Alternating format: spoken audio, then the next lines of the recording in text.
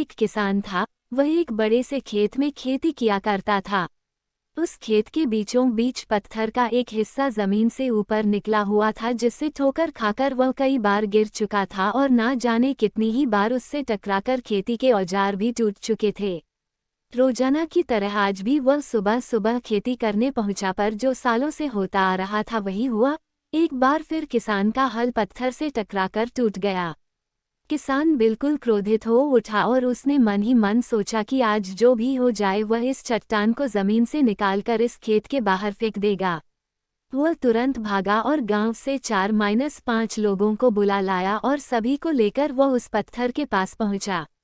मित्रों, किसान बोला, ये देखो, जमीन से निकले चट्टान के इस हिस्से ने मेरा बहुत नुकसान किया है और आज हम सभी को मिलकर इसे जड़ से निकालना है और खेत के बाहर फेंक देना है।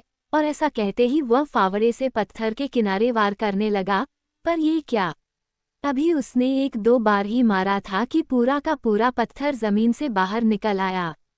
साथ खड़े लोग भी अचरज में पड़ गए और उन्हीं में से एक ने हंसते हुए पूछा, क्यों भाई, तुम तो कहते थे कि तुम्हारे खेत के बीच में एक बड़ी सी चट्टान दबी हुई है, पर ये तो एक मामूली सा पत्थर निकला।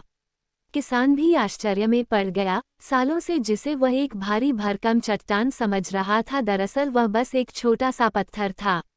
उसे पछतावा हुआ कि काश उसने पहले ही इसे निकालने का प्रयास किया होता, तो ना उसे इतना नुकसान उठाना पड़ता और ना ही दोस्तों के सामने उसका मजाक बनता।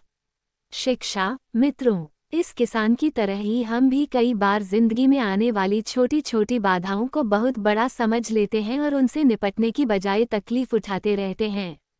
ज़रूरत इस बात की है कि हम बिना समय गंवाए उन मुसीबतों से लड़ें, और जब हम ऐसा करेंगे तो कुछ ही समय में चट्टान सी दिखने वाली समस्या एक छोटे से पत्थर के समान दिखने लगेगी, जिसे हम आसानी से ठोकर मारकर आगे बढ़ सकते हैं।